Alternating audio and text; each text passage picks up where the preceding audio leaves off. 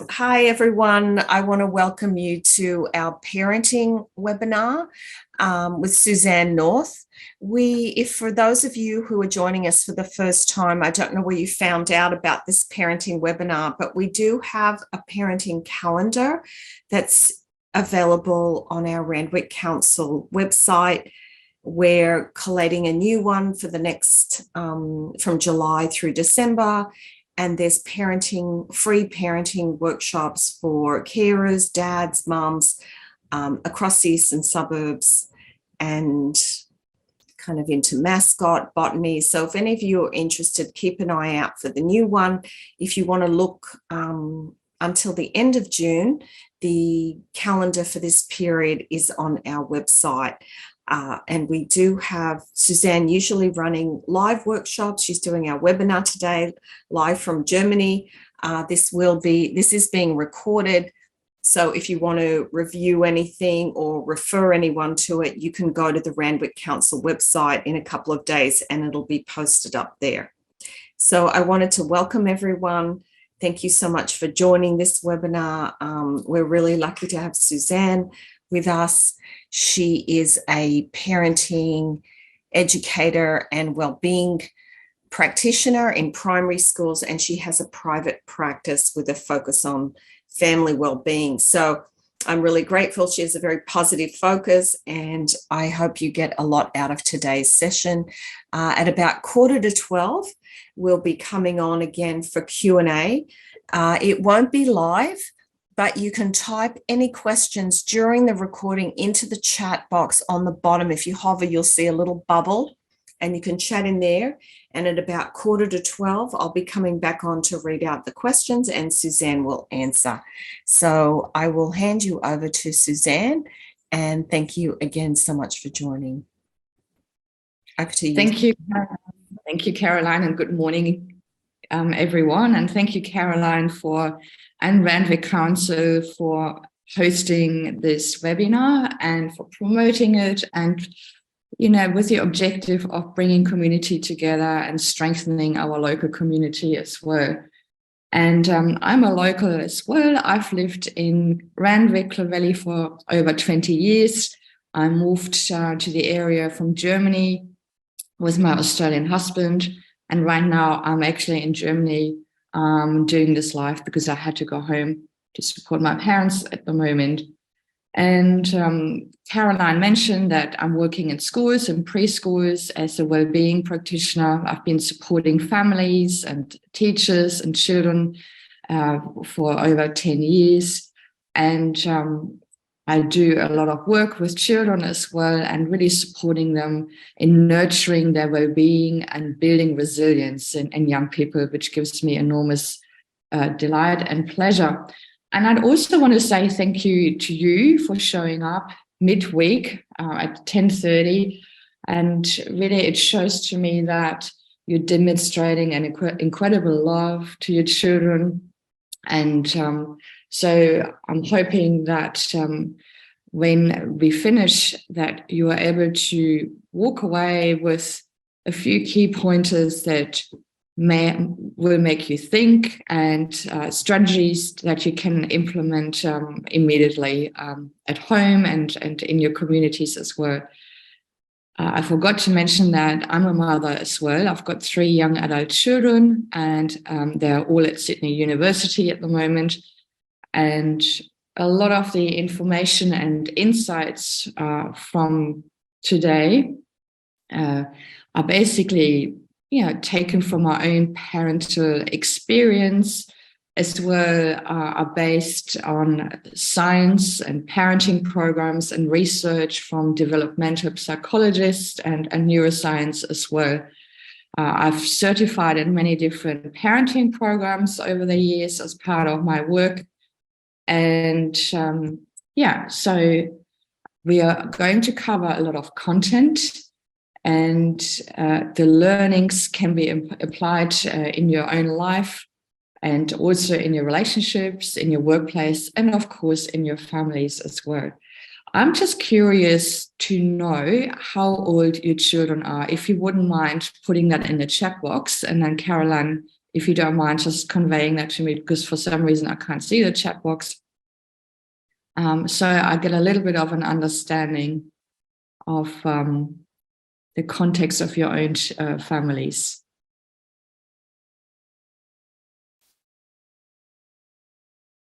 Have we got any responses, Caroline? Oh, here we go. No, not yet.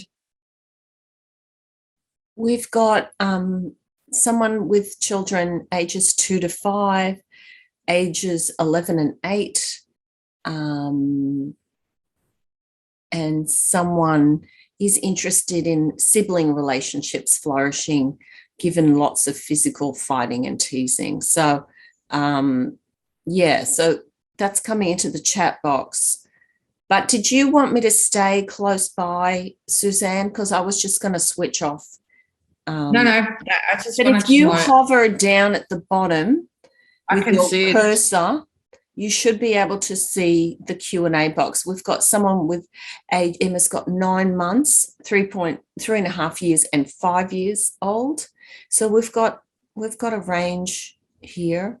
Okay. And also that relationship between the siblings seems to be something that Emma was interested in. So thank you for that, guys. Thank you so much. Caroline, that's all good. I'm ready to go. Thank you so much, everyone. Great. And because we are going to stay together for quite a while this morning, I've got this presentation, and I've tried to make it as visual as possible, to make it really interesting. We are going to do some reflective exercises. So if you've got a notebook and a pen close by, that will be really helpful. And in between, we're going to practice some little mindfulness and meditation practices as well, which you can apply at home with your children. But let's get started. So I just want to give you the context at the moment, what's going on with the children in Australia. So sadly, 1 in 7 primary school age children are having a mental health problem at the moment, and presenting especially with anxiety. Some of it is genetics, but most of it is actually learned from parents. And why is this? What's happening? And this is worldwide, that our children are growing up in a fast-paced, fast world. There's a lot of sensory overload, and there's too many choices. There's too many adult instructions from early on. There's a lot of consumerism, technology. There's a lot of change. And we're pushing children far too early when they're not ready and when their brains are not really developed. And there are too many extracurricular activities and not enough time for play or relaxation, time in nature. And all these things are important for a healthy child development. Having time, giving them space and not pushing them, not micromanaging them. And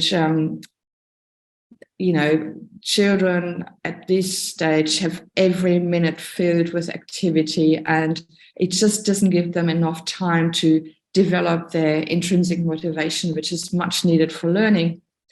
And there's just too many adult-directed activities, and that doesn't help with independent learning. So there's too much doing rather than being. And children only have one childhood, just as a reminder to us. They only have one shot at it, and it's the first 5 years, which are the most formative years, where so many important foundations are being laid that assist with developing good mental health. And 90% of brain development is happening before the age of 6 years, which is quite incredible. And this time is really not about the toys or the activities, but it's about the experiences. It's about the quality of the connection between the carer and the child. It's about the relationships and the day-to-day living and playing that really contributes to their healthy development. And this time is about giving children the time and space in which they can develop at their own pace. And yet our society speeds up childhood and makes children grow up too fast, really at the detriment of their mental health. And we often tend to squeeze in 18 years of their development into 5 years. So children really live in a pressure cooker. And if they learn to rush from a young age, it actually does affect their brain development. They become hypervigilant, they become quite anxious, constantly looking out for danger. And we know from science that if we slow down childhood, that we create healthier brains. So it's very simple. And then in addition to all of this, there's a lot of pressure put on parents these days. Parents are feeling judged by how our children behave and what they can do and what they can achieve. We often worry about them falling behind. There's a big focus on academics and really at the detriment of the learning. There's a lot of micromanagement happening, and you might have heard the expression helicopter parenting as well, but parents really, focus too much on their child. And then also we do parent these days in isolation. Our grandparents, even our parents, they often grew up in a household with 3 generations living under one roof. And it was often the grandparents who took over the role of parenting and sharing their wisdom through role modeling and storytelling, and really hoping to bring up those children together in community. So all this has fallen apart, and that really has an effect on our children. So our responsibility as parents is really to provide an environment in which children can thrive and really help them to provide a sense of stability in this chaos in which our children grow up these days. And it is our job as parents to teach them about resilience and teach them about making good decisions and about having strategies in place when life throws challenges at children and our families as well. So how do we go about it? That's something that we're going to unpack today. And just for your own reflection, when I ask parents, what is it that you would like for your children? What is it, that you like to see in your children? The majority of parents respond, I want my child to be happy. And of course, we want our child to be happy or our children to be happy. But sadly, this is not, how life works. Life presents us with a myriad of challenges and trials and tribulations. And it's really painful as parents to see our children being upset and disappointed, but suffering is part of life. And as parents, we serve our children best in teaching them how to be resilient, about the power of failure and having a growth mindset, teaching them about self-mastery and self-governance, self-reliance, and bringing up children that ask their own questions, children who are curious. So rather than having the aim of our children constantly being happy, which is unrealistic, aiming for our children to flourish and to be able to function so that they can become productive members in our society. And what employers are really looking for, and when we look at, what a successful person looks like, and when you think about your own peers or in your own families, a successful person is not necessarily someone who has accumulated a lot of wealth and drives a flashy car, but has poor mental health. A person who is successful at life is someone who is resilient and competent and self-motivated, so important, independent and a flexible and independent thinker, a collaborator who can work in a team, someone who has sound emotional self-regulation skills and who is responsible and really curious and eager to ask their own questions. So really keeping that at the back of our minds, what it is that we really want for our children. Who do you want to greet? Fast forward 20 years, your child has moved out, you open the door, who do you want to see? And, you know, we probably all agree that we want to see our children thriving, flourishing, and functioning very well.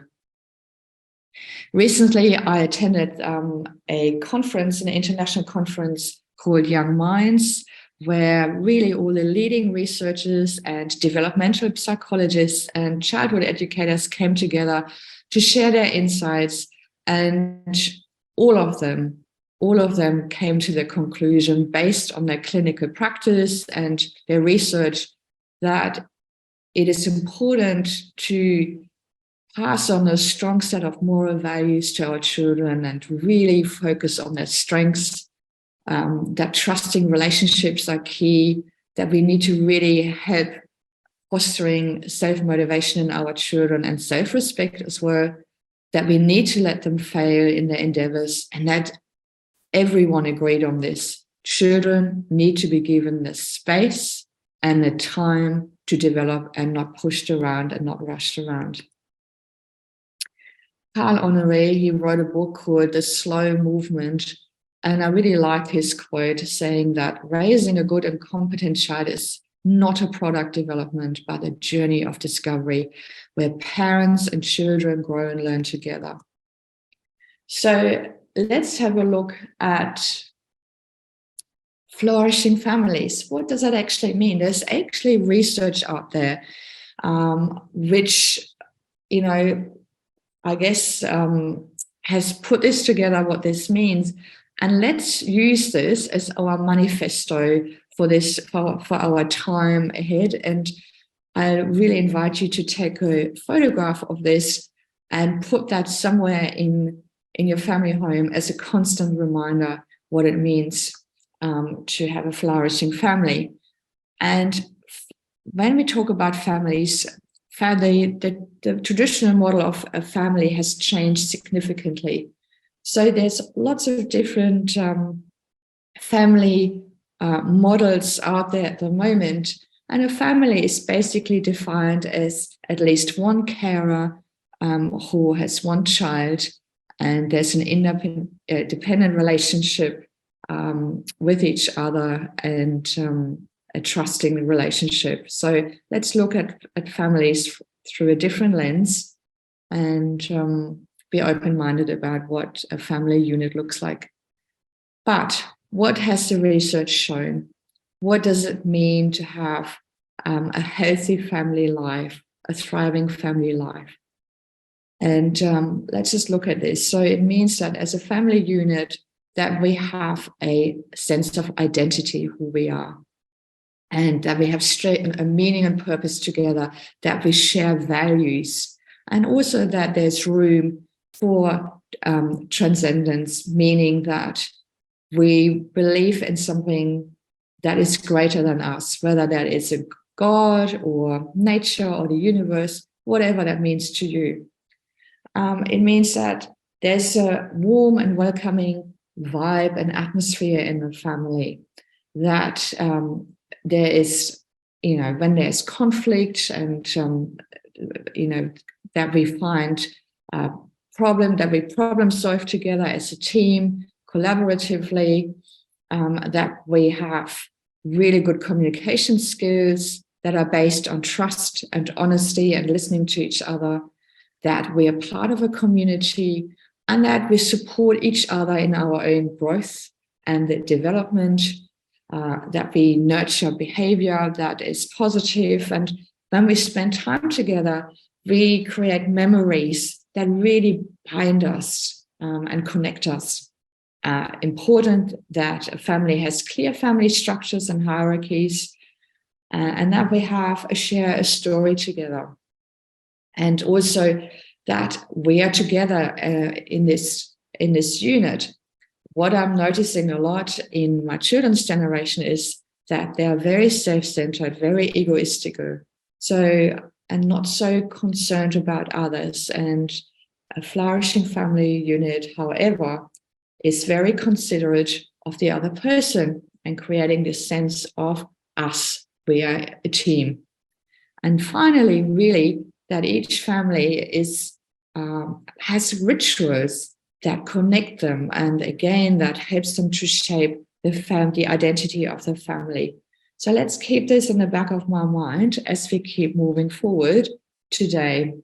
And my intention today is to share with you how do we get there? How do we become flourishing families and communities? And so we look at connection, we look at how we communicate, we look at how we care for each other, the context, the environment that you as parents can provide in your homes so that your homes become really safe havens and calm environments. We look at how we can really build confidence and resilience in children and the importance of community. So just a little bit about understanding mental health and well-being as well.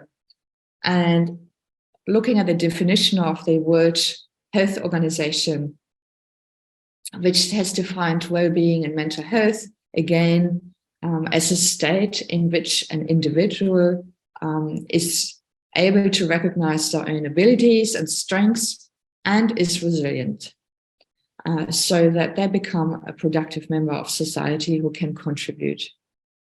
And well-being is a holistic concept. Well-being is not just being physically well and having good nutrition. Well-being is comprised of many different domains, and here we just look at 6 different domains.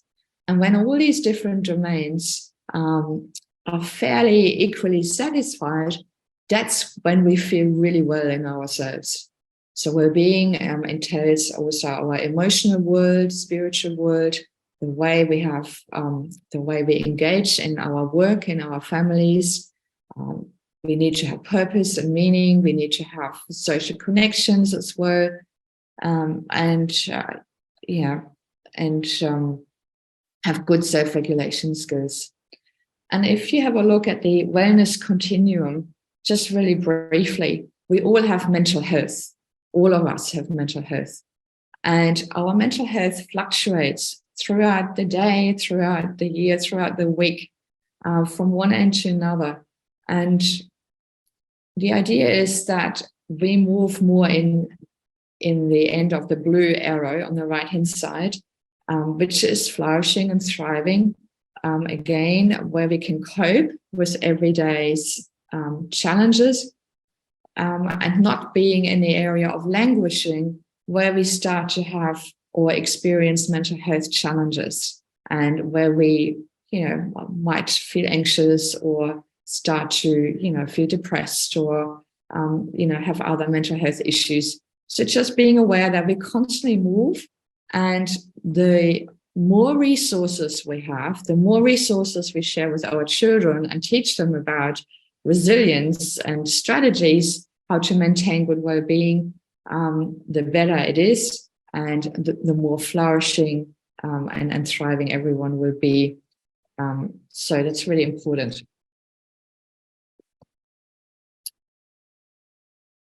Okay. So the objective is really to provide a holistic childhood for children and enjoying a more balanced and stressful, and a less stressful family life. That's really what we want to do. And that means going back to our grassroots to really help reduce anxiety and build resilience. And when I say grassroots, that means really coming back to living a more simple life. And we look at that a little bit later together. Now, I'd like to have a look at values. So when I work with parents, the first thing I do, I sit together with them and we look at all those different values that are around. And why is that? Because when we are aware of what is important to us in our families, it helps us to define how we want to parent. And and, what our family is about, what our family story is about, what is our moral compass that we want to pass on to our children. Because values are caught and not taught. We role model values to our children, and our children observe us all the time, how we live by these values.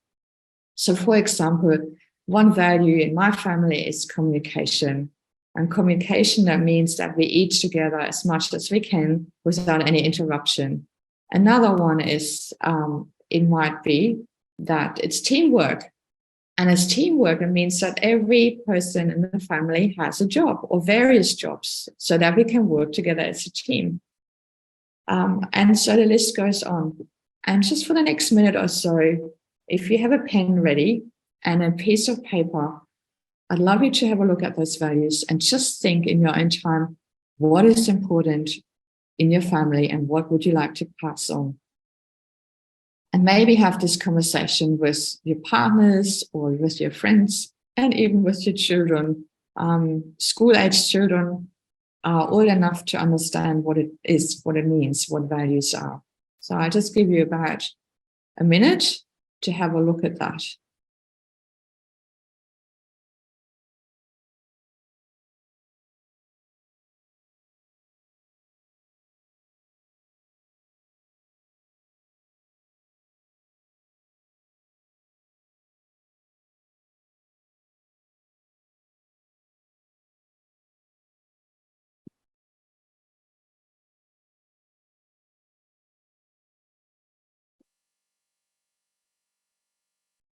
I often also get to do with parents a family quest where they can they showcase their values in an open space.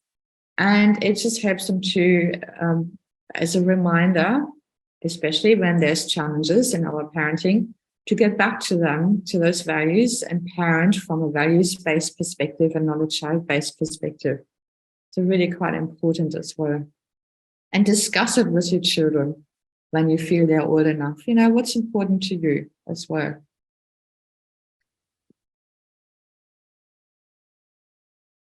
And then also really important, looking at your parenting style. What kind of parent do you want to be? And we know from research, there's different parenting styles available.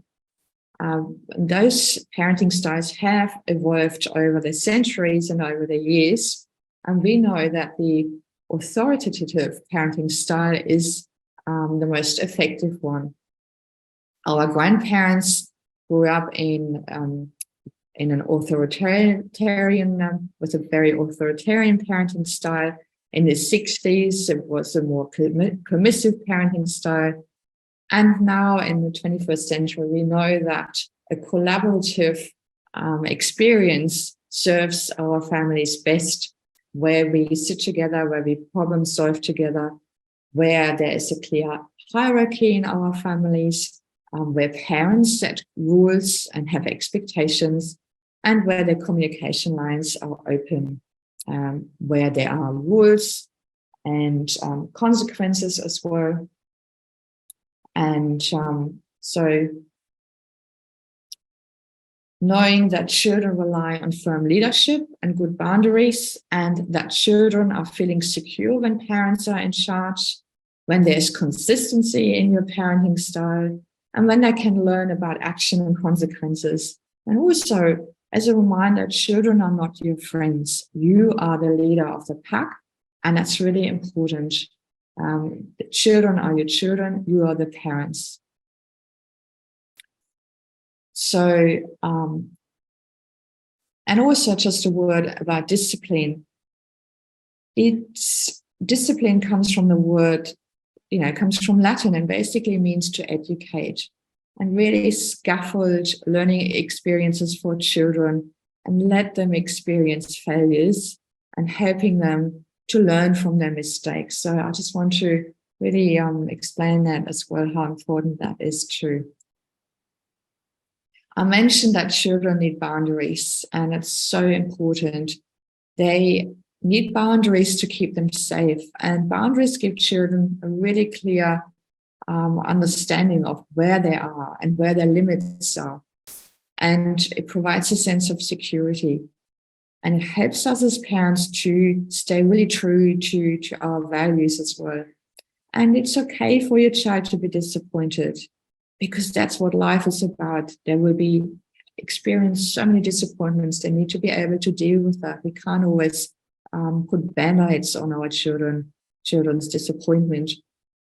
And, especially teenagers need really strong boundaries as well. And sometimes children come home and say, but so-and-so is allowed to do this and I'm not allowed to do that. You will hear that all your life. And that's fine.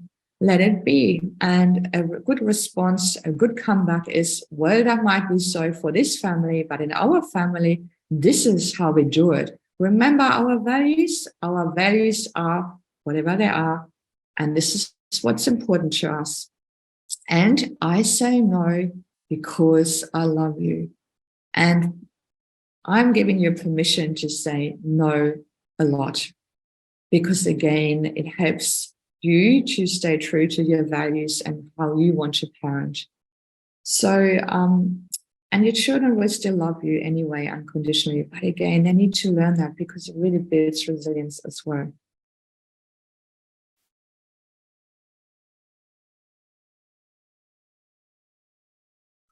Another thing about parenting is that parenting is done really through role modeling. 80%, in fact, that's the research showing that 80% of parenting is role modeling, which I wished I had known when my children were younger. So your children watch us all the time, and it's implicit learning.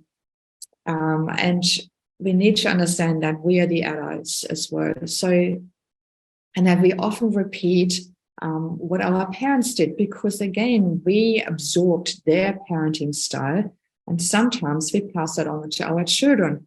But more often, it doesn't really serve us because we might not like what our parents did with us. And I often catch myself out and see my own mother in me, the way I speak to my children, and I don't like that. So it's always good to get some perspective and stand back and change our style or change our approach when it no longer serves us as well.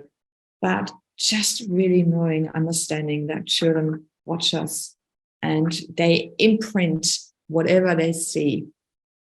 So the way we learn, we teach our values, the way we regulate at home, the way we communicate with each other, that's what our children absorb.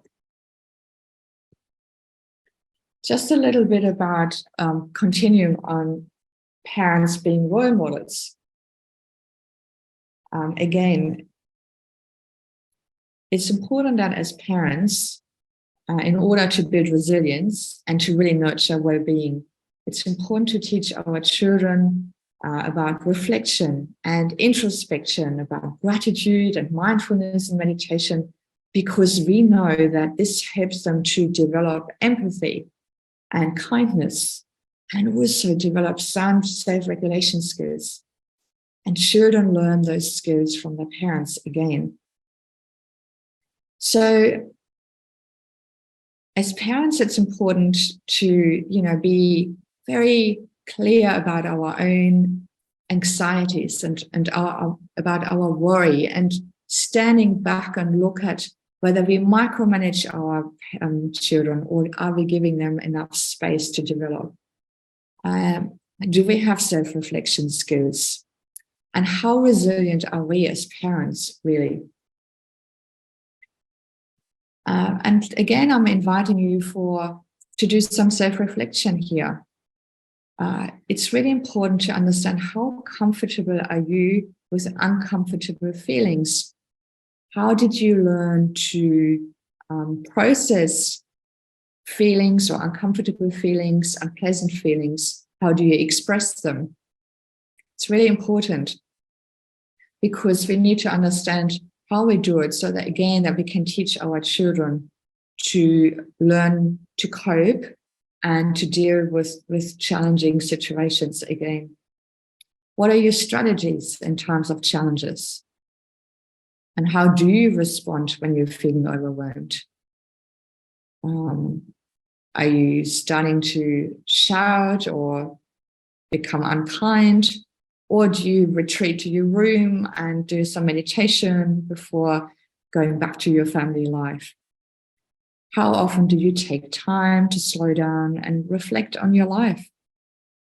All these questions are really important to understand who we are and how we deal with situations and how we role model to our children. So maybe again, take a photograph of this slide or just jot down these questions and think about this. Because children who understand who they truly are, and children who understand their core strengths and their limitations and what motivates them, who understand their innate resources and their traits, these children are emotionally resilient. And children who are emotionally resilient are a step ahead because they can cope with life. So I'll just give you about half a minute just to take a photo or write down these questions.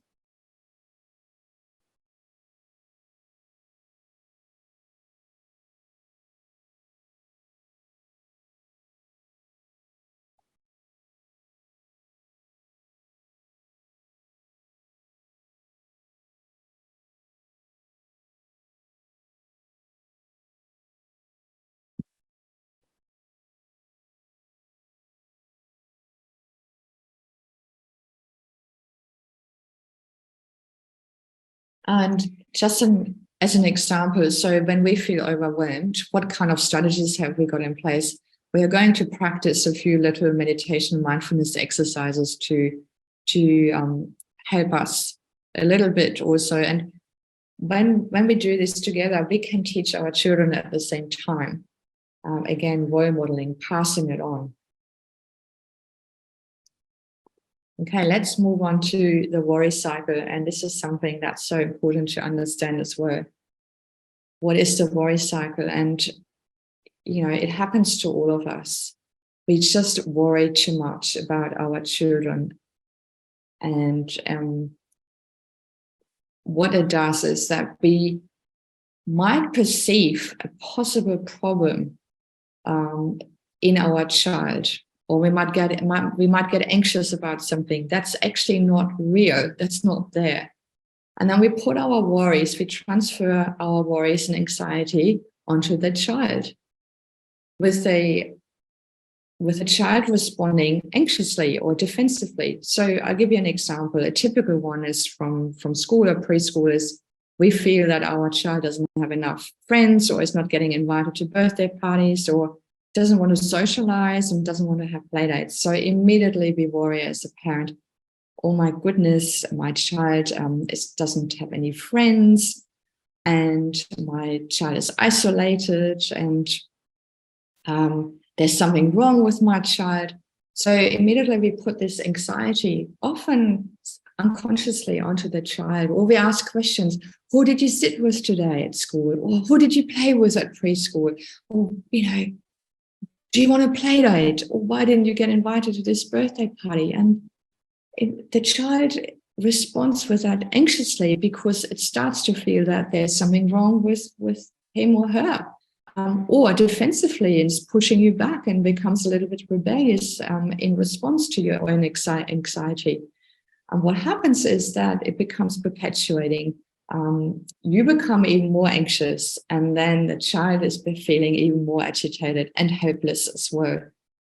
And then you're starting to look for solutions. You become more concerned. You might start asking the preschool teacher about your child, or you might have a parent interview.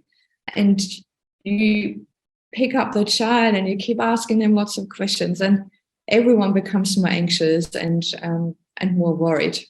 And this is really, really unhelpful in our families. It's unhelpful to the child, it's unhelpful to the parent, and often really not necessary. So the invitation here is to often look back and really think about it. Is my worry about my own worry and about my own anxiety? Or is there some truth in this? Is there a worry to be having a worry? So here, this is where introspection and self-reflection is key in our parenting approach, in our parenting style, really looking back here and thinking, hey, is this about my own anxiety? Is this something from my own childhood that is being triggered? Or am I being re-traumatized? Or is it about my child? So please keep that in the back of your mind as well. We often jump in and micromanage our children because, again, we want to save them from disappointments. We want to prevent that they're feeling hurt or that they experience failure. Yeah, so that's where that comes from, this sense. Let's have a little mindfulness break here, something that you can do together with your child when things are a little bit heated up at home and you need to calm down, or when you feel anxious, when your child feels anxious. And it's really fun to do this together. So if you sit down or if you stand up, I'll invite you just to ground yourself by simply placing your feet into the earth and noticing that connection to the earth and getting a sense of space of your body sitting down on a chair or standing up. And let's just put your hands together in a prayer position and really squeeze them, push them together really firmly like that. And then we breathe in through our nose into our belly. So together, take a deep breath. 2, 4. We hold our breath, counting to 2. And we exhale through our mouth, counting 4 or 6, making the exhalation a little bit longer. And we do this at least 3 times together. So take a deep breath in, keep your hands together, pushing, breathing in, counting to 4, holding to 2, exhaling to 6. Once more in your own time.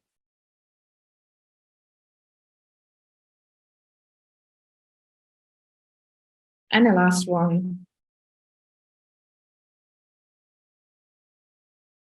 And letting go. So that's just a little impromptu mindfulness exercise that you can do anytime in your families, and it helps you to teach you self-regulation together and good role modeling of mindfulness practice and meditation practice as well. Moving on.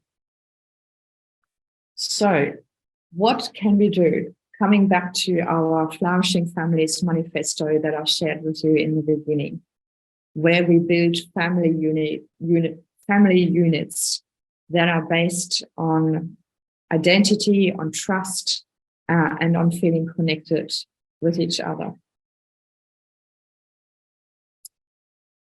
And the connection is one of the most universal psychological needs. From the time our children are born, they are hardwired for connection. And it's really being connected, and we know this from ourselves, that it's the foundation and building block of psychological functioning. And it's the quality of the relationship that influences how resilient our children become and how our children navigate the world. And it's crucial for their emotional and spiritual and physical development. And we know that the stronger the connection is between carer and child, the better, the more trusting the relationship becomes. And we know that when we are in relationship with each other, we learn to grow and become resilient as well. A child who knows that it can depend on its caregiver has a really secure base to explore the world with a lot of confidence. And this comes back to the attachment theory, that we need to be attached to at least one caregiver on which the child can depend, and where the child can really trust this person. And the key is the quality of connection. It's not how much time we spend together, but when we spend the time together, is the quality that we are being present to our children.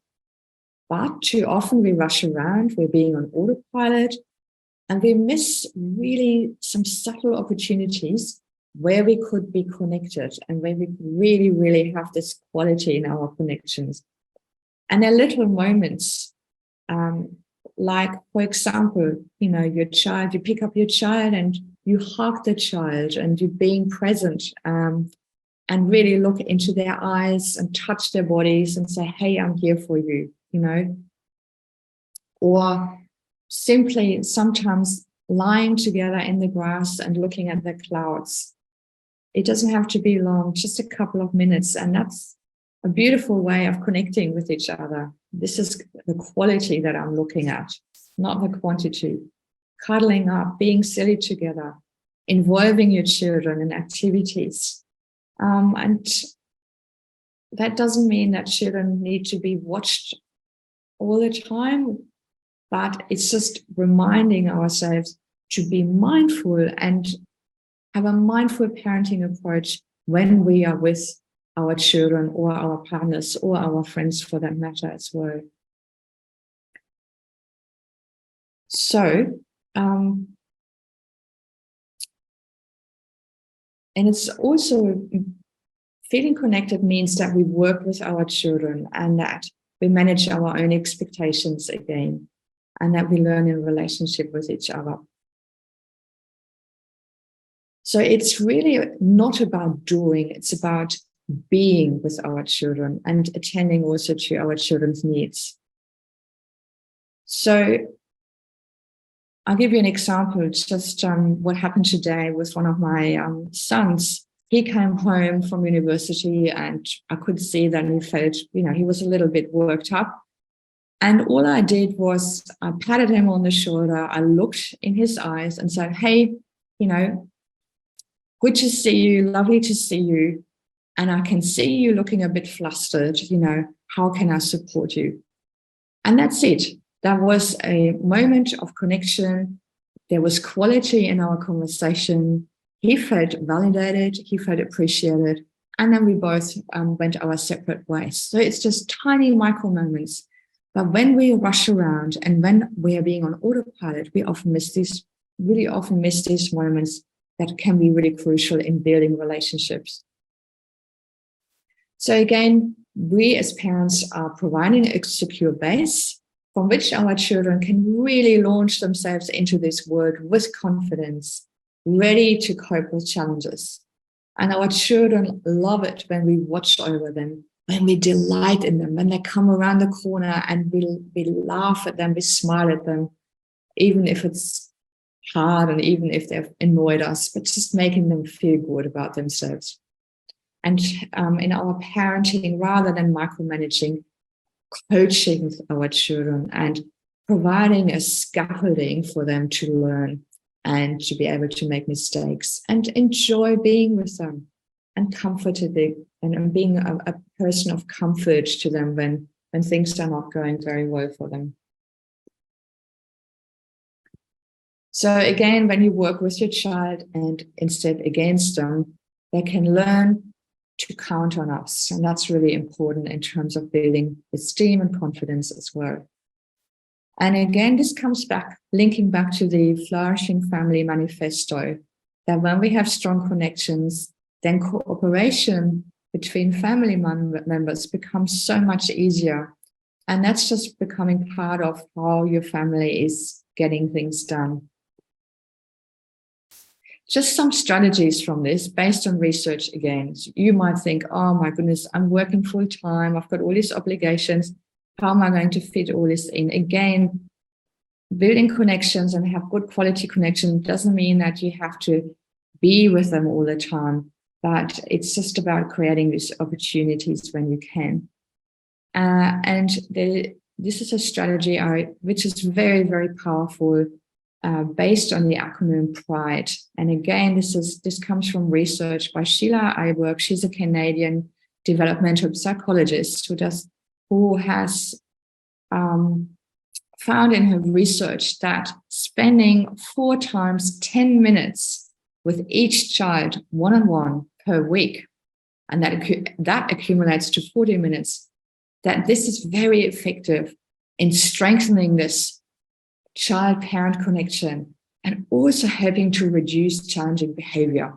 And I think you might agree we can all do this. We all have 4 times 10 minutes a week at least to hang out with one child.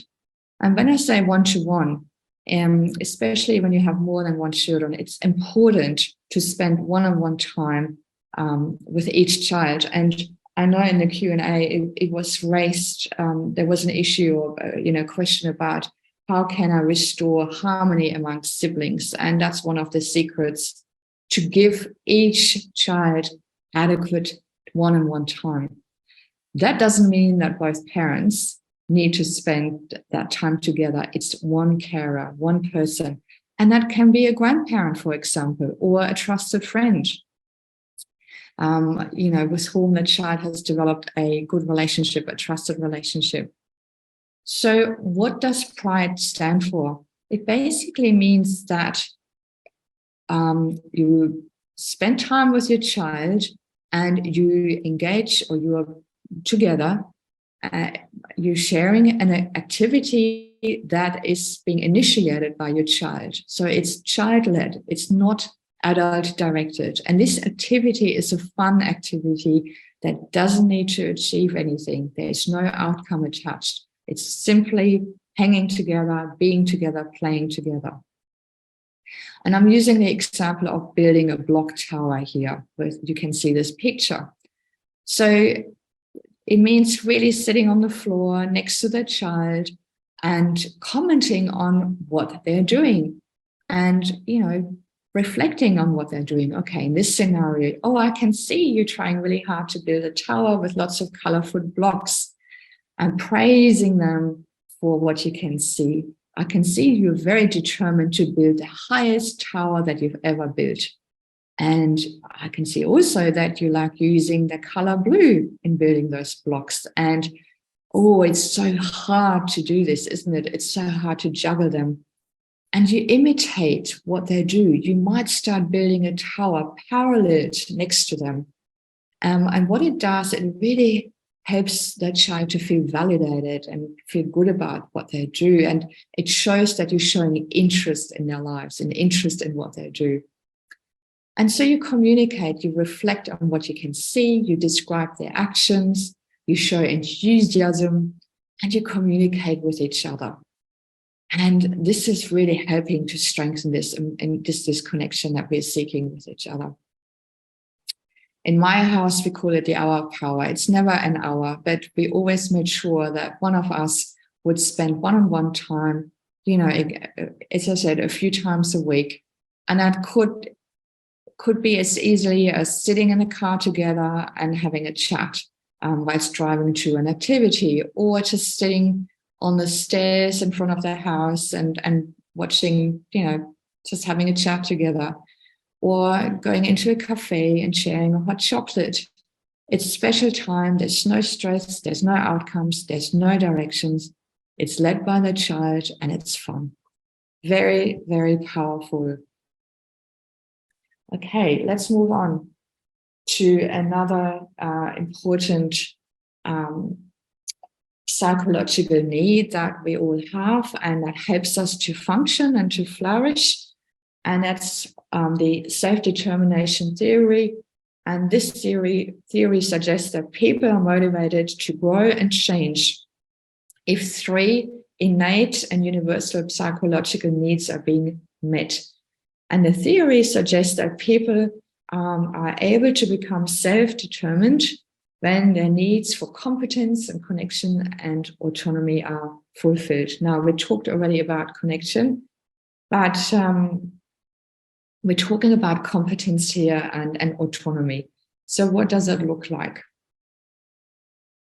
It's very important when we want to nurture well-being in our children that we teach our children to be self-reliant and have a sense of self-mastery and autonomy. Children need to be taught to become independent and to do more things for themselves and be self-reliant. They need to be able to ask their own questions, to have a sense of curiosity and find the answers to their questions, because it helps them to become more resilient, to become more adaptable and flexible as well. We know that children are capable beings, and And often what happens is, again, this comes from our own worries, our own anxieties, our own fears, that we jump in too early to help our children, to micromanage them, to helicopter over them again, because we don't want them to fail. We don't want them to be disappointed. But it's so important that our children learn to do these things by themselves. And how do we teach our children? By simply involving them in activities, especially at home. And children learn really alongside us. So involve them in when you cook, when you fold the laundry, when you do the gardening, when you wash the car, whatever you do, when you work in your office, give them little things to do when you do home office. It's really important. For example, when they tie their shoelaces, instead of jumping in and helping them scaffold the experience and just show them a few little steps, and teach them slowly so that they're able to tie their shoelaces. Or, for example, when they build a puzzle and it doesn't work for them straight away and they get frustrated, rather than doing it for them and jumping in, maybe scaffold the experience by just laying out the frame of the puzzle for them and helping them so they can complete it, and really helping them to achieve this. Because we want them to develop their own minds. And we know that if a child attempts something and they succeed in that with that comes a sense of pride. They're feeling confident, they're feeling motivated, and then they will start the next difficult challenge. And that's how we teach them self-mastery and self-reliance. It's so important to create an environment where children can take age-appropriate risks. Because again, we often wrap them into cotton because we want to protect them and we don't want them to get injured. But again, children are really, really capable from an early age. So again, involve them in an activity and help them. They can help you in the kitchen. And instead of giving them a plastic knife, give them a knife. I mean, obviously not the sharpest that you have in your kitchen block, but give them a knife, show them how to cut vegetables, show them how to do things safely so that they can learn. Allow them to climb on trees if they have the curiosity and the ability to climb on the tree. And don't worry so much about them, falling off the tree. Children really need to understand their limitations. They need to understand their strengths. And they can only do that if you allow them to do it, if you give them the space and the time where they can explore this. So really, really important, because we see a lot of children at schools who are really not, who are not innately motivated, who don't take risks in their learning because they've never been given the opportunity to do so at home. And when we often do stuff for our children, when we take over, when we jump in too early, what we signal to the children is, oh, I don't think you can do this. No, I don't think you're capable. And that is not great, because it signals to our children, okay, yeah, the child really thinks, no, my mother thinks I can't do this, or my parents, don't trust me that I can do it. And that really impacts on their esteem and impacts on their confidence as well. So children need to practice taking risks. They need to test their limits, and they need to be able to master situations on their home and solve problems and find solutions. Yeah, so very important. And if they rely too much on our parental reassurance and anxiety, that's just really unhelpful.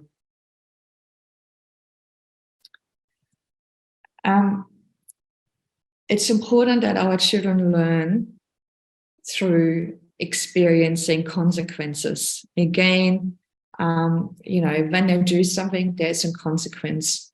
So if they climb on a tree and they fall off, well, obviously they're not quite ready yet to climb this tree.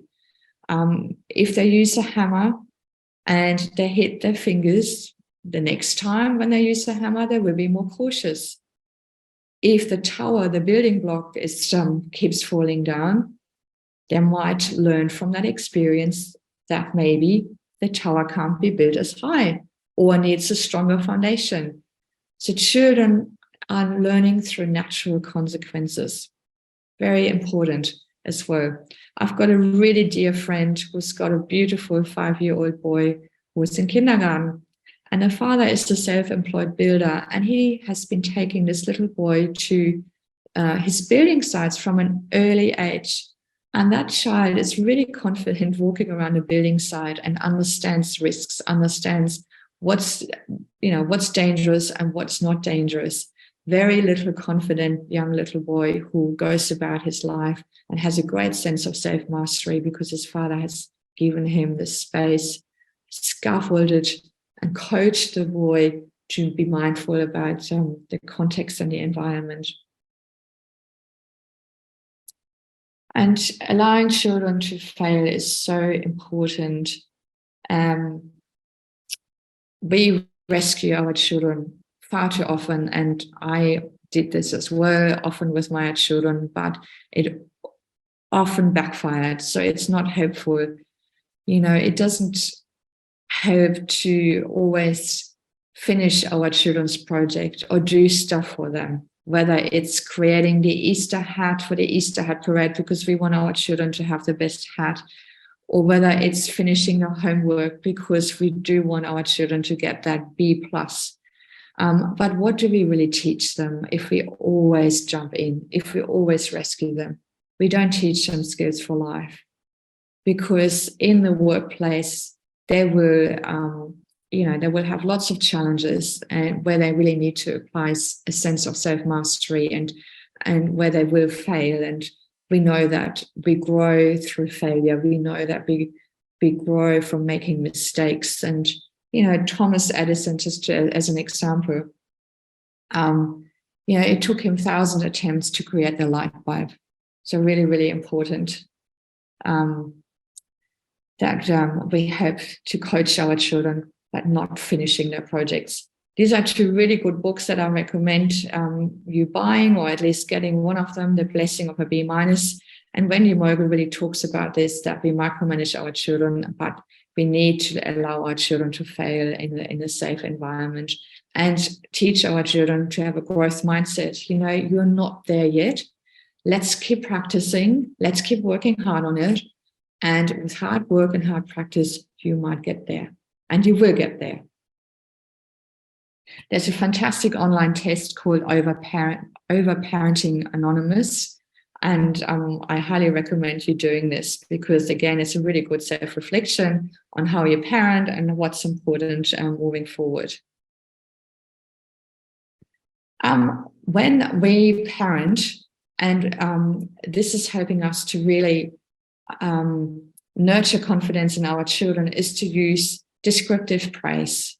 Often we say to our children, "Oh, job well done," or "You're a good boy," or "Oh, you are so strong," or "Well done." But that's meaningless, and it's quite judgmental because it reflects more on who you are as a person rather than on what you're actually doing and the process of getting to an outcome.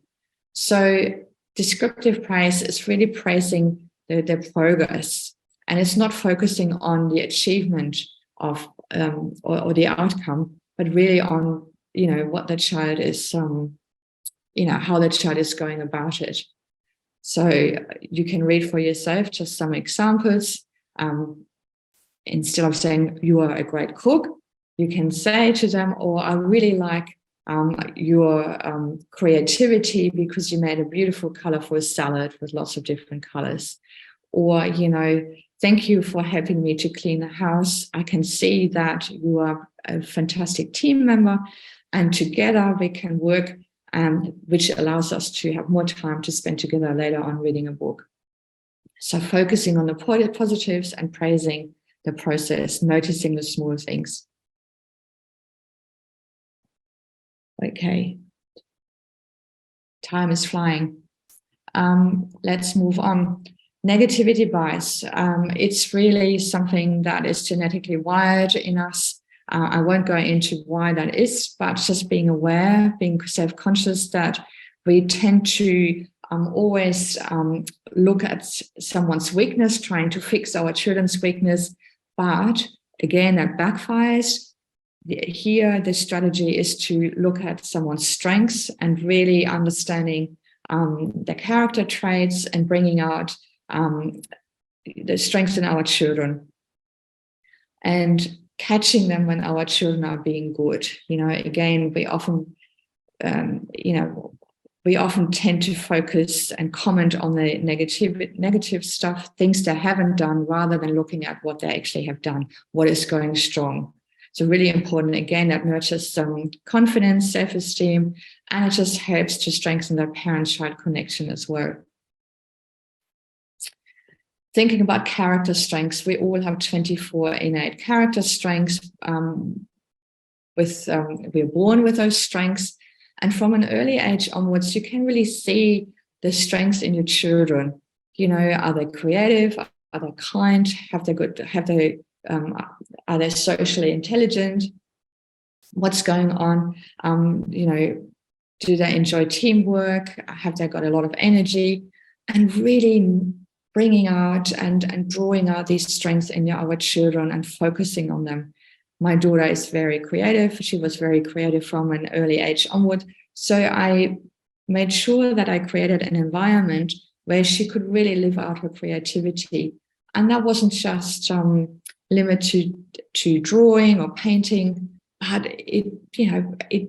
I made sure that there were lots of activities at home where she could really engage in this sense of creativity and really help her to nurture these strengths and bring that out in her, rather than looking at her weakness and limitations. And we know from science that when we focus on our children's strengths, that the confidence and motivation they will get from that, they will apply in areas of lives where they might be not so strong. Okay, so what makes your child spark, and really bringing that out in them as well, and in your families, and affirming them in that.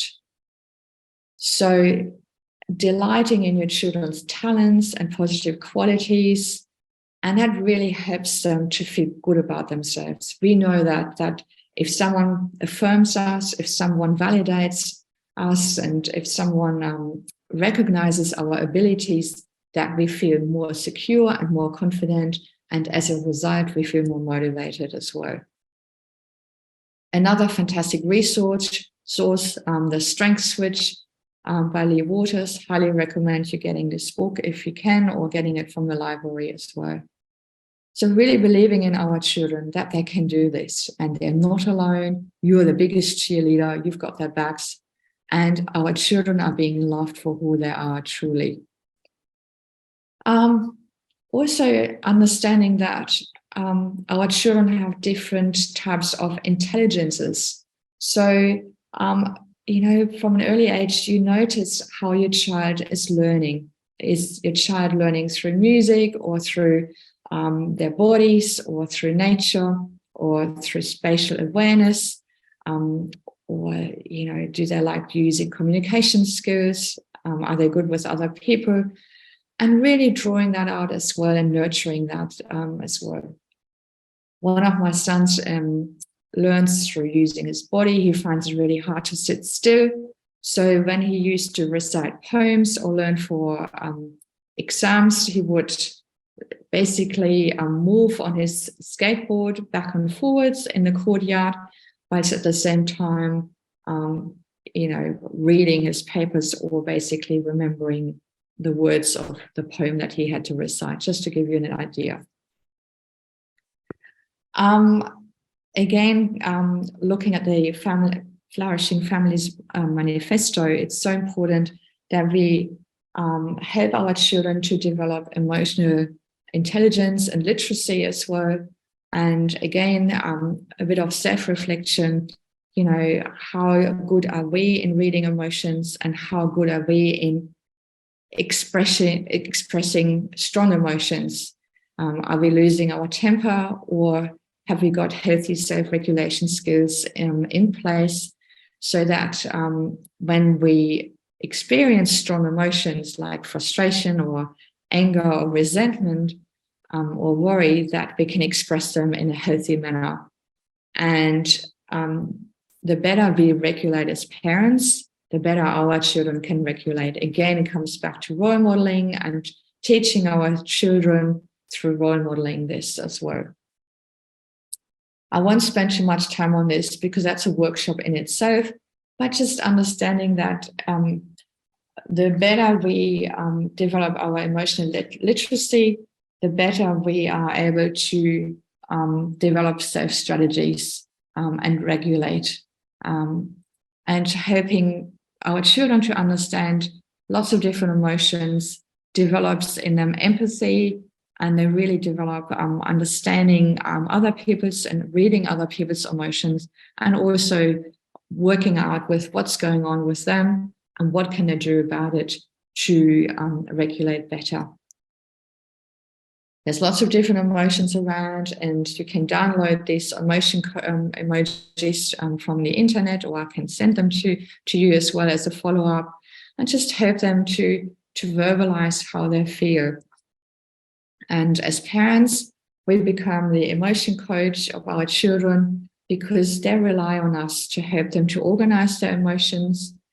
We need to stay with them when they feel the uncomfortable emotions and not abandon them, not abandoning them, but being with them in that storm so that they feel safe and not alone. And as parents, we need to signal that, yes, I can hold you, you will be okay, and you're not alone, and we can work this together.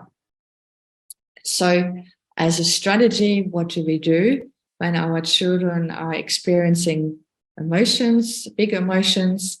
We need to recognize them. We need to validate and say, okay, I can see that you're red in your face and you're feeling really frustrated. So put feelings into words, because that reduces the anxiety in the child and it helps them to understand what's going on.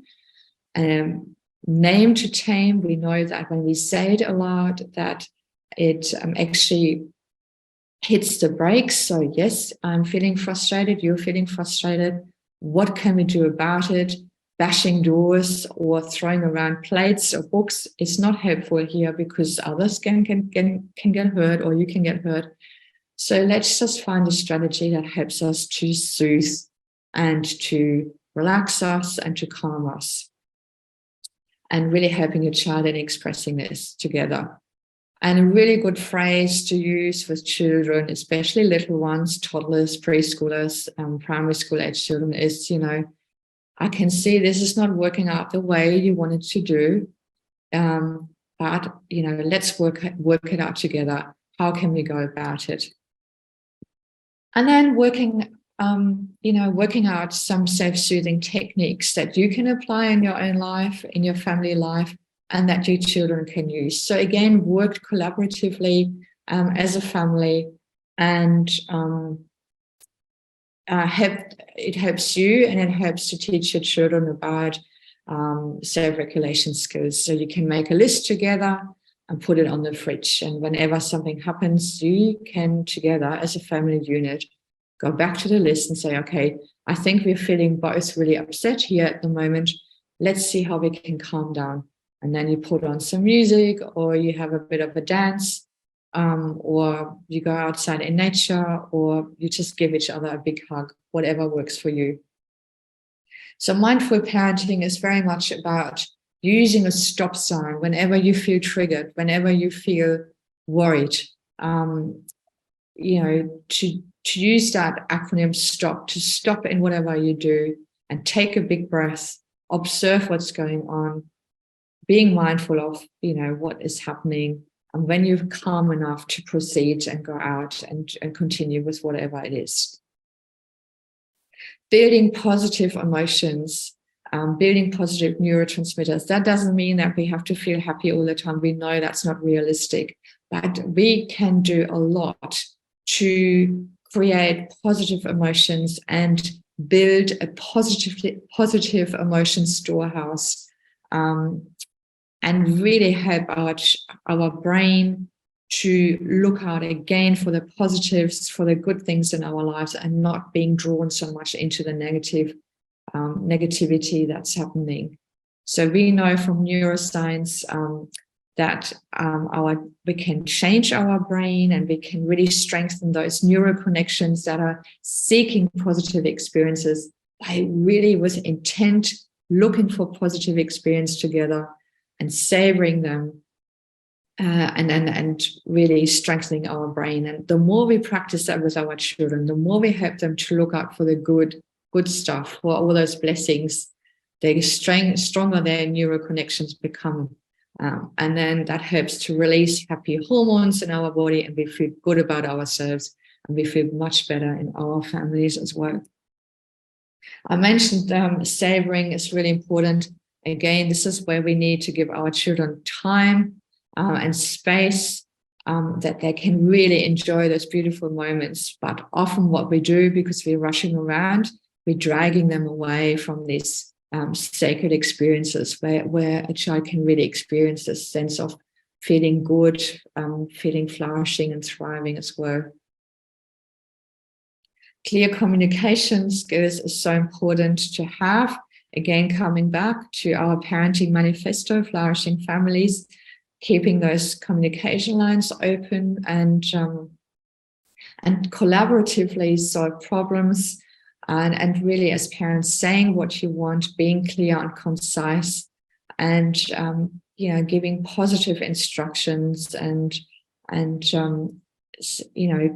communicating from an I statement. Again, saying to your children, I feel really disappointed that you didn't help me setting the table, because in our family we value teamwork, we value working together, and if you don't help me, that means that I don't have enough time to spend with you after dinner, just as an example.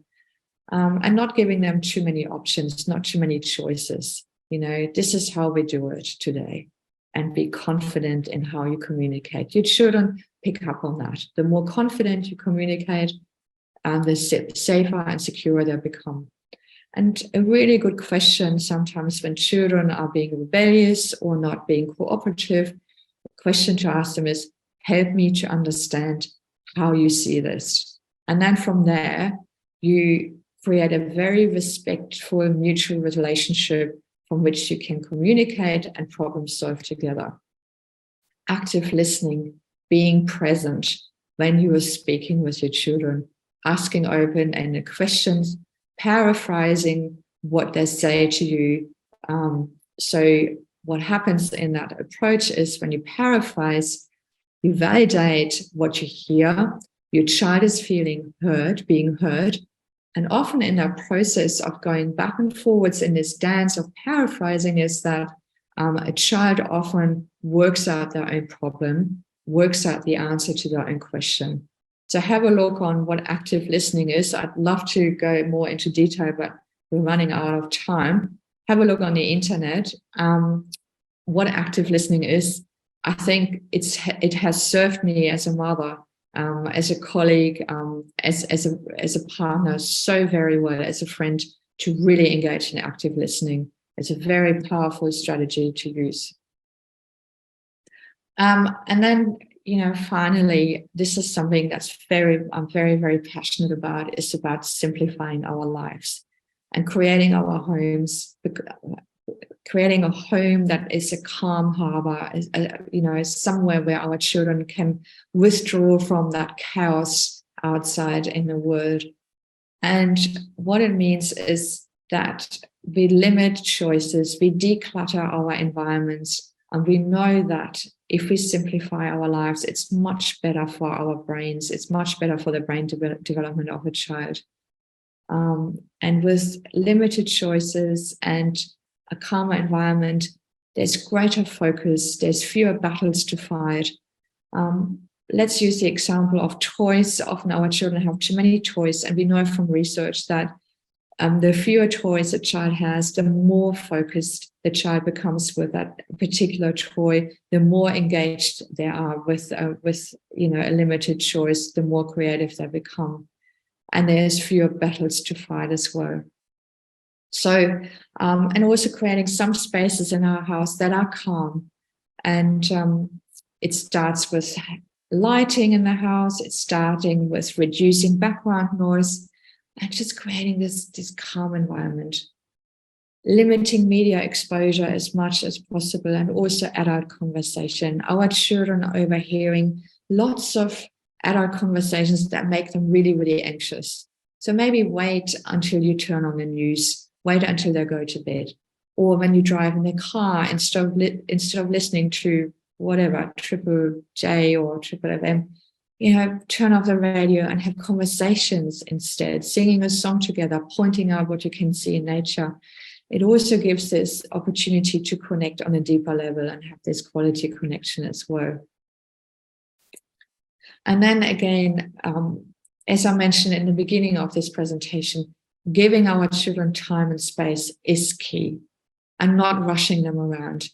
It is so important that our children have nothing time to be bored. And we know that if they have this nothing or boredom time, that they become really, really creative, and not to overschedule children. Society gives us the impression that the more activities we offer, the more our children do, the more, the smarter they become, the better they are in their academic endeavors. But we know from research that this backfires, and it's not true. Yes, it's important to provide experiences for our children, but they don't have to do them all at once. 2 activities a week is plenty. Their school day is packed. Their day at preschool is packed. The environment outside is packed. It's lots of rushing around with these children. They need downtime to process their learnings. They need downtime to develop self-reflection and introspection. Again, so important to help them to feel well about themselves as well. And they need those butterfly moments where they can just be and explore and learn about themselves and what makes them feel good and about their strengths. And we know also that calmer children are much easier to parent, and you have less behavioral challenges. So saying no to activities and scaffold those activities throughout the year. We don't have to pack them all in 1 year. There's plenty of time for children to experience these opportunities. Having rhythm and routines is key. Again, we know that when we create rhythmic or a rhythm in our week, in our year, in our life, that we create a sense of security, because it helps our children to order their physical, emotional, and intellectual view of the world as well. And a child who is constantly, a child who has different routines is wasting a lot of energy because it worries so much about what to expect next. And it's living in a state of constant nervous tension. So be aware of your routines and establish really, really good routines. And I invite you to reflect at the end of this, or maybe tonight or on the weekend when you have time, to really look at how can I adjust my routine here. It just provides predictability and, again, a sense of stability. And this nurtures confidence. This helps us to, again, flourish in our family units as well.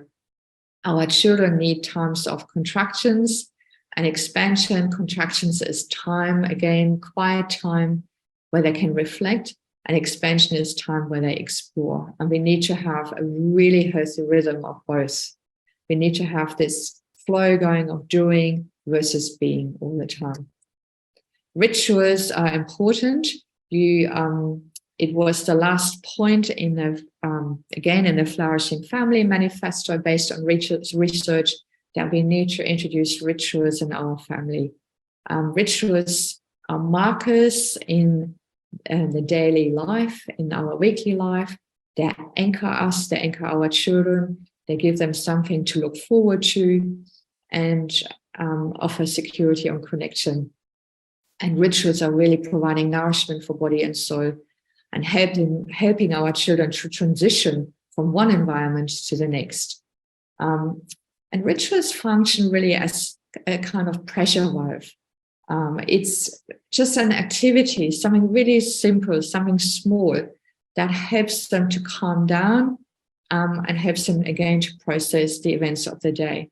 So to give you an example, a ritual could be as simple as having afternoon tea when they come home from preschool, or lighting a candle every night at dinner. Children, by the way, love lit candles and being part of that, or having a mealtime blessing, or a really good bedtime routine is a good ritual, having a morning song when you wake them up.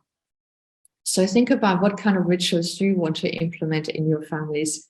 And we know from research that children sleep much better and fall asleep much easier when they have 2 or 3 rituals as part of their daily routine. Because again, these rituals work as a buffer to calm down.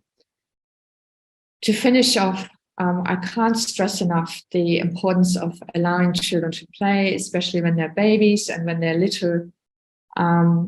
Play is often not valued enough, but it is so important, because play, and when I talk about play, is self-directed play, creative play. It helps them to make their own decision, to have their own discoveries, to meet their own needs, to be curious, and it develops intrinsic motivation which children need for good learning at school.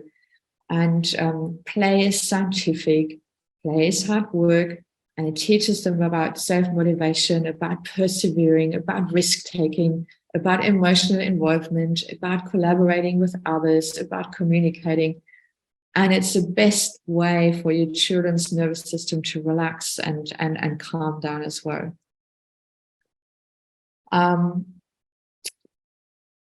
Being connected to nature is so important. Let children play in nature. And we know from research that when we move in nature at least 3 times a week, that we feel less anxious and better in ourselves as well. Allowing children to have sensory experiences and letting them play as well in sand and water is very helpful for them to calm their nervous system and just feel good about themselves as well. We're running a little bit out of time. Be aware of technology. Technology really doesn't have any space in young children's life. And we know from research that social media makes people anxious. And so just keep in mind and setting really clear boundaries and good habits from an early age onwards, that your children are not exposed to technology, and that you set really good limits. The family meal is one of the most important rituals that you can implement in your houses, in your homes. And it doesn't mean that you have to sit together as families every night, but just make it every so often an important affair where you sit together for 20 minutes, half an hour. There's a lot of learning happening. Again, it shapes the identity of your family. You connect it to your children. You tune into their needs. You understand what's going on in their lives. And again, research has shown that families who eat together, they are flourishing families who develop really strong connections as well. Have family meetings when things are not going well, and sit together and express your needs and work collaboratively again, work out problems and solutions. Community is so important. Be involved in schools, in preschools. The more involved you are in your child's life, in schools and preschools, the better the more engaged your children are, the safer and more secure they feel. And the better they do at school actually as well. And that's again based on research. So be part of it, be part of their lives as much as you can, and be really involved and be supported. Have a support network, whether it's your neighborhood or whether it's playgroup or mother's group, whatever it is. You don't have to do this on your own. Share your parenting experiences and build a really strong community and network as well. We know that practicing gratitude and kindness nurtures family well-being. There's so much research out there, and I encourage you to really have this habit of practicing gratitude together as much as you can around the table at meal times. What's going well? It fosters a sense of well-being, and again, it creates positive emotions, and we know that we need to do all this. And then just to coming to an end now, because we've come to an end and time has flown, to be mindfulness, practice meditation with your children. Again, it helps to self-regulate and have fun times together, enjoy each other, and to seek help if you find it hard to hold your children's feelings. If you have personal struggles, if parenting becomes too much, get help from a therapist, talk to people like myself, a family coach, and speak to others, but make sure that you have help, because our children can only function and be well when we as parents are feeling well in ourselves. So don't be shy in seeking out help. And practice mindfulness yourself. When things are getting too challenging, too much, stop yourself, remind yourself that you are in charge, that your child needs you, but care for your needs. What do you need? How do you care for yourself so that you feel really good? And practice self-compassion. Be kind to yourself, be forgiving, be forgiving. You can't always get it right, but and dial down the inner critic as well. Have a laugh and engage in activities that make you feel good. Engage in self-care practices. As a young mom, that's really, really hard. But I used to get up half an hour earlier before my children got up and just had this half an hour to myself. And I was reading or having a quiet cup of tea, and it really helped me to set my day and start the day on a really good note. And celebrate those golden moments, those achievements, the beauty in every day together as a family as well.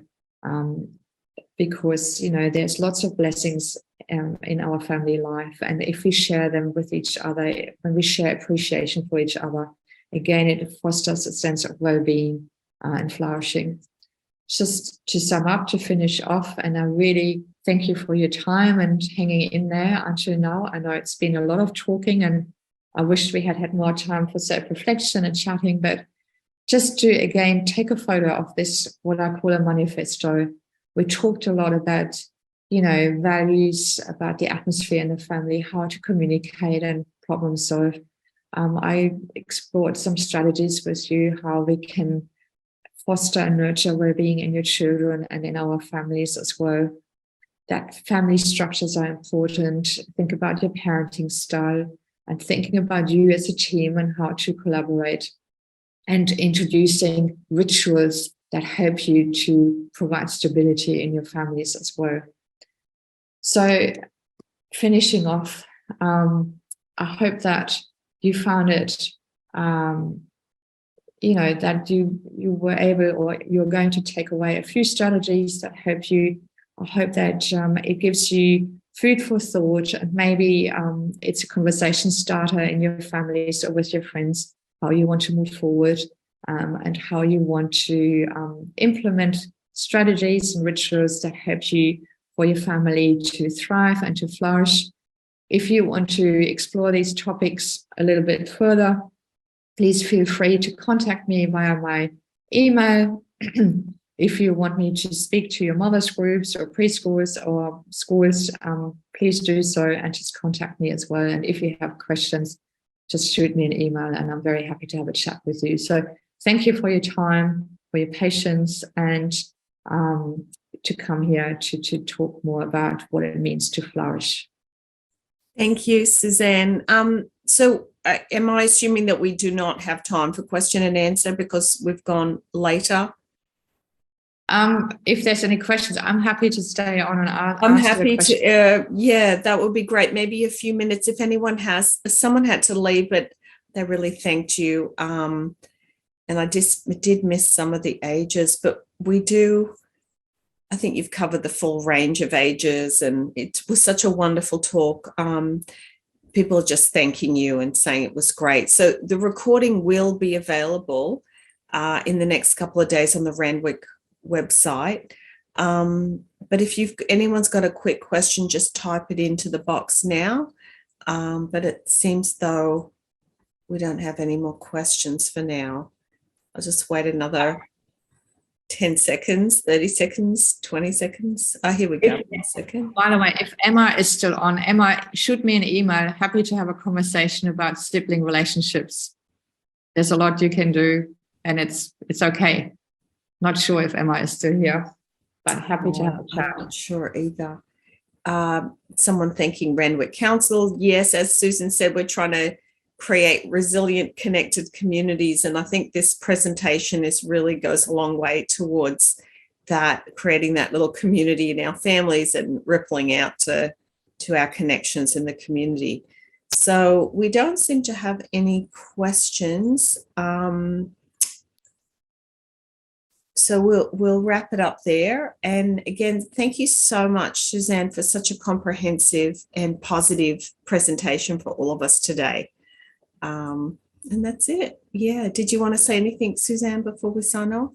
I really just want to say thank you for everyone's patience and, hanging in there and listening. And really, and really so many resources. It was fantastic. Thank you. And so much great information for all of us. Thank you, Susanne. And keep an eye out for the upcoming parenting calendar. Thank you. And Caroline, I hope you feel better. Yeah, thank you very much. Okay. Bye-bye, everyone. Bye.